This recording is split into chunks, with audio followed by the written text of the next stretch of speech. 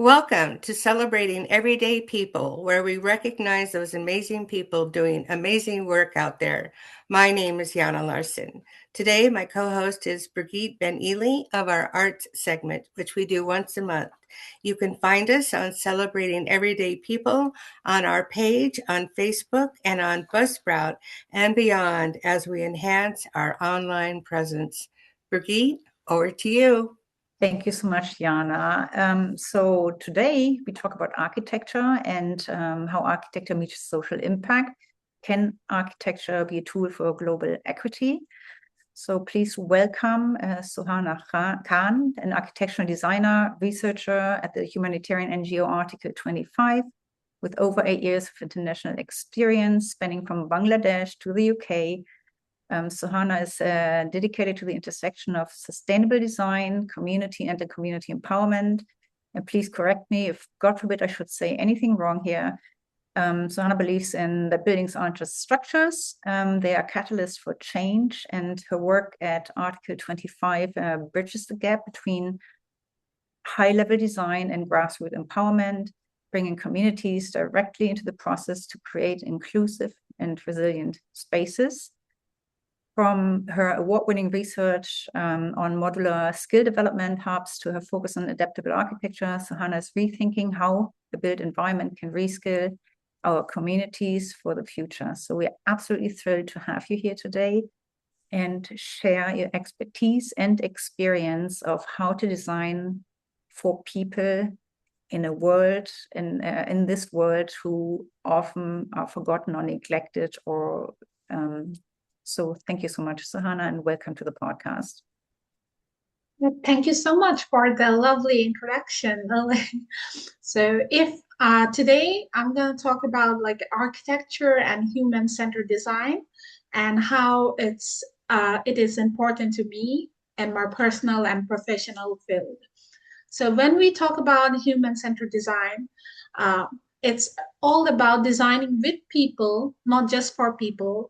So if you ask me what is with people and what is not just for people, so understanding daily life, culture, needs, what actually a person needs or a community needs. It's with the people, designing with the people, listening first, then designing. We don't start with a building, we start with people. Why it matters to me personally.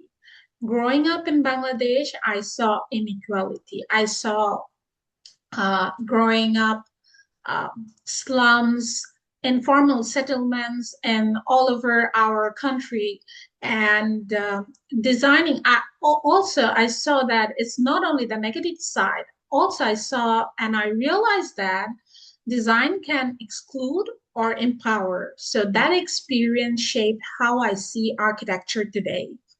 And my work, as you mentioned earlier, currently I'm working with Article 25. I joined them right after my master's last year. And currently I'm working with a hospital project in Laos, starting from the master plan and now doing the detailed design of ICU PD emergency. I won't go in the details, but if I talk about that, when we are designing for something like a hospital, healthcare design is deeply human. People are at their most vulnerable state. And when we are designing, we have to think about the patient, not only the patient, we have to think about the staff, how they're going to operate, how we can make the journey more smoother, and how the design can influence their day-to-day work and make their work easier. So apart from the last hospital project, I was involved in the early stage of Kenya Eye Hospital project. And currently I'm working on those. And if I talk about like how my humanitarian work started, how my career started, I have to go back. And in 2018, before that, when I joined architecture, uh, architecture is a vast scale. We have interior, we have industry, we have healthcare, we have product design, we have a lot of subjects, we have a lot of direction. So yeah, I was lost like other students, but in 2018, I got the opportunity to work with Rohingya refugees with Oxfam and Brack University in Mhm. Rohingya camp, Cox's Bazar. And the moment I stepped in the Rohingya camp, it changed my whole perspective. I would say that moment I realized that I have not the power, but I have a responsibility. I have the responsibility towards people. They are looking up to me. They are asking for their needs, like how can my design can impact. So design decision directly impact dignity, safety, daily survival. So when I was working with them, it changed my whole perspective. And Yes. from there, yeah, and from there, I would say that it was the first step towards humanitarian architecture, human-centered architecture. And after that, I was involved in like a few projects, sustainable bamboo projects. So, as we all know, the great humanitarian architect Yasmin Lari, I got the opportunity to work with Yasmin Lari, madam, in 2022 in London. And with her, I got the understanding of materials, how the zero carbon projects works, how we should work on hands-on experiences with the community, not just for designing something. Designing is not only conceptual, it's physical, social, and it's also with the people, not only to make a I was building. I was just about to ask you a little bit more in detail because you mentioned some projects Mhm. now, like the hospital. So the hospital, I Yes. think for many of us, it's easier to imagine Mhm. how it's interactive is wrong, but how we have to consider obviously for whom we are building. But you also mentioned the project with the Rohingya, and I'm Mhm. curious of I mean, there's so many things to consider, right? And so at first, I'm curious how in terms, I mean, we're all from coming from different cultures, so there's so many aspects you have to consider in designing these spaces, right? Culturally, you have to be sensitive, resilience, inclusive. So I'm curious to hear a little bit more about these, how different that is, and also if you could maybe, if you take an example of a project, go a little bit more into detail. If it's built with community or community feedback, maybe you can share a little bit how community really impacted or shaped a design, because I think it's not So easy as an architect, yeah, right? that's a very genuine question because I was very young when I was working with the Rohingya projects Mm. in 2018. So um, the project I was involved in, that was a wash projects. That Mm. was especially for female and kids because they were having hygiene issues. They did not have proper toilets. They didn't have proper laundry spaces, and that was not only all about design or like hygiene issues. There was some uh, uh, how can I put this? There was some cultural barriers between them and us because they were coming from like another place. So there was some adjustment going on. And it was a hilly area. I still remember it was a hilly area in Cox's Bazar. And as we were designing, so the basic structure was like they were designing um, like a flat roof. And the problem was if you do the flat roof on a toilet or in a laundry space, you can just see from here like whatever whoever is inside. So Mm. that was on a problem. So we were like, how can we make a solution? So that was a design decision we make. Okay, we can make a peach roof. We can tilt it somehow. But uh, what changed the whole design process was like conversation with the community. So what we did a few workshops. with the females, and we asked them what you want and how you want it. And we got the idea that they're not even doing their laundry properly. They're not putting their wet clothes under the sun because of their beliefs and restrictions and cultural beliefs and a lot of factors. So then we were having conversations like, oh no, this is a hygiene issue. You have to do this. You have to take initiative, and that's how I still remember. I think it was almost more than 15 ladies, women was there, and we were two young architects and one main architect and few social worker. We all were from different backgrounds, and there was a language barrier as well because we don't know their language, and still we were communicating. We made very tiny models and we were showing them that, okay, this is how you want it, so which model, because they cannot understand the design from the paper. That's how, you need to work with the people to make them understand, because the design is for them. Yeah, I was The module is for them. It's not for us. So we made small, like a small structures, and we were showing them, oh, do you like this one? Is this working for you? If we put a cover inside or like a panel in front, is it more comfortable for you? So that's how it started. And yeah, we were doing the design afterwards. So may I just ask a question, because I was just yes, curious, since you're describing how it was a team project between yes. architect and community. Did that Mhm. ever happen, that a community changed the outcome of a project totally? That it changed an idea? I mean, because you just gave example how it worked with the feedback and how you had to adjust. But did that ever happen that, it completely changed the project outcome? Yeah, sometimes that project was specific, the Rohingya project, because that was their need, because there was a crisis going on for the wash facilities for them. That's why we were designing that project. Yeah, we changed a lot of features, but after that, not only the Rohingya project, because that was from their demand. After that, there was a lot of projects I was involved in. The outcome, it changed completely. Mm.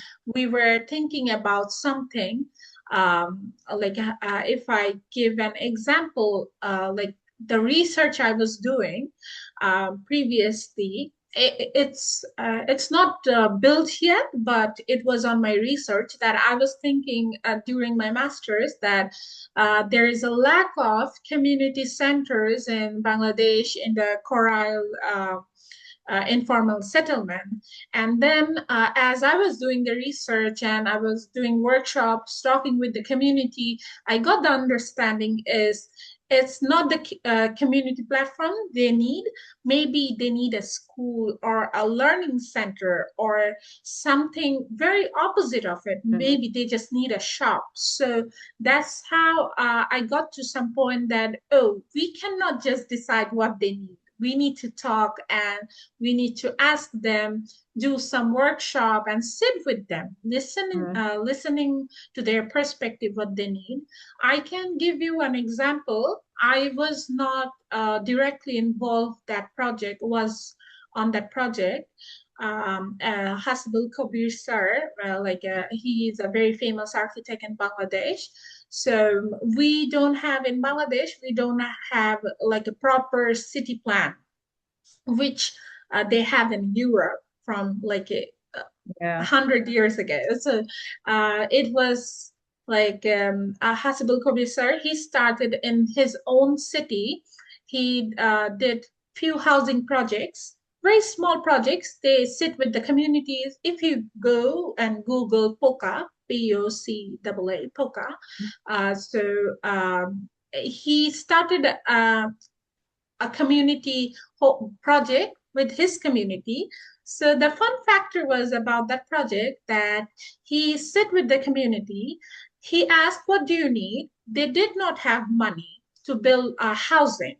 So he went to them and like, oh, just come up with your best dream house project. And everyone, every community member came up with their like buildings and everything. Like this is their dream house.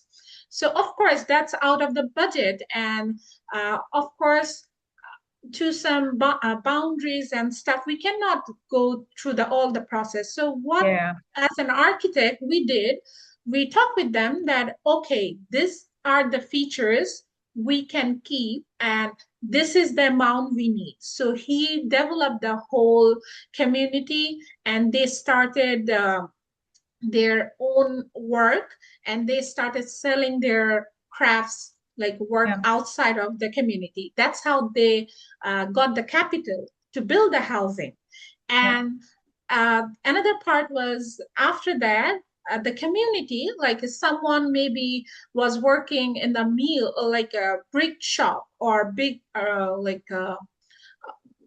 other housing products, materials, and everything. So the whole community came together, and they were doing all the individuals' housing separately.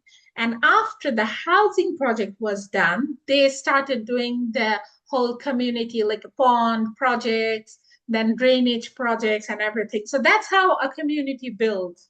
Yeah, it's absolutely amazing, and I love this how communities integrated in actually architecture. But on the other hand, it must be also challenging as an architect, in terms of balancing your design and its aesthetic with the practical and social aspects and environmental needs and the community needs. That must be quite Yes. challenging.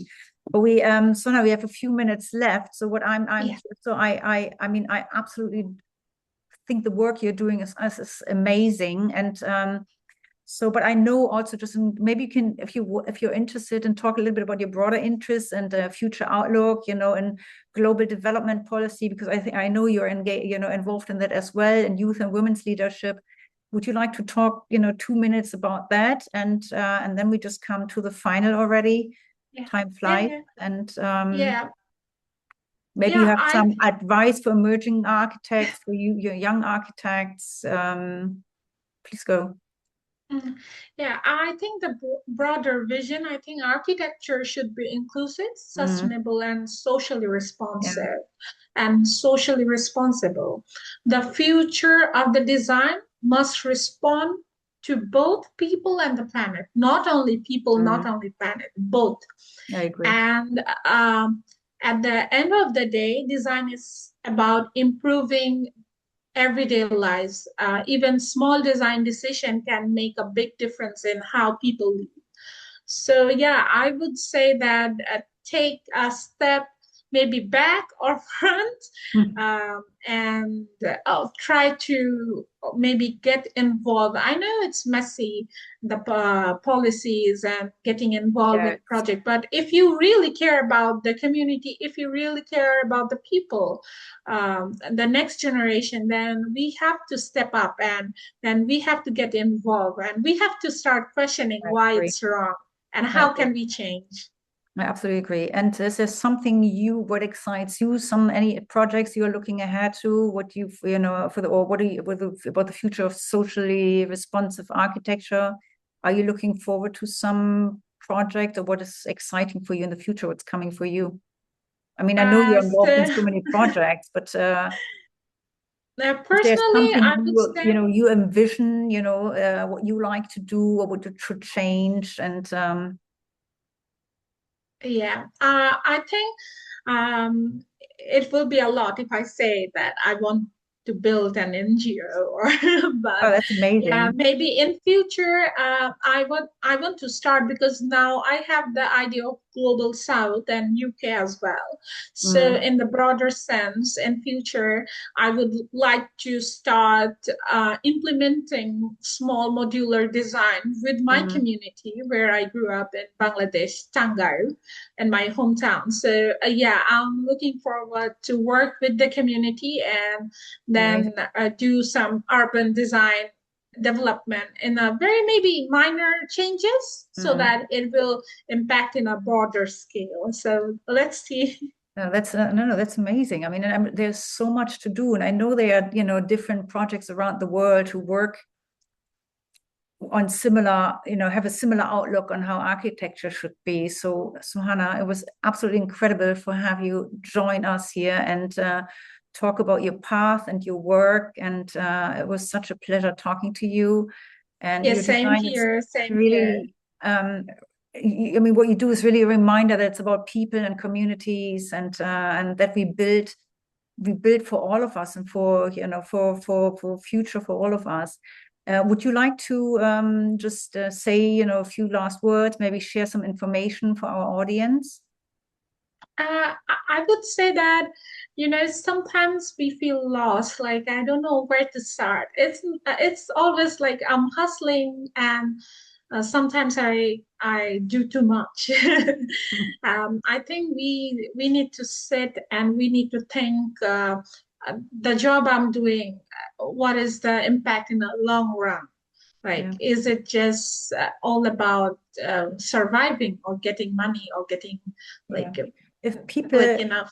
yeah, and I agree with you. So if, but just again, since we have to conclude here, unfortunately, to our listeners, is there, if they want to learn more about you and your work, I mean, I know they can check out Article 25. Is there, do you want to share something where people can look up your work or learn more about this?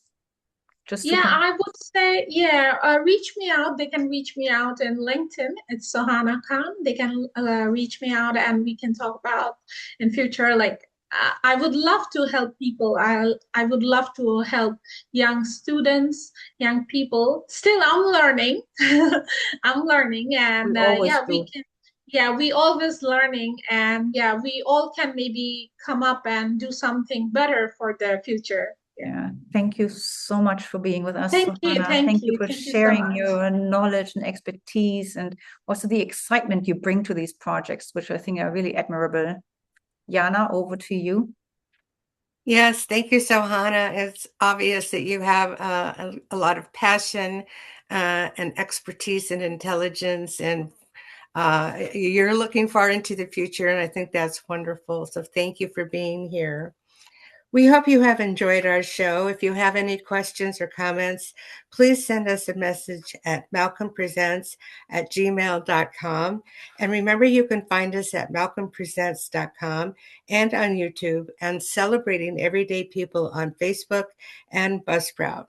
Goodbye. Bye-bye. Bye. Thank you. Thank you.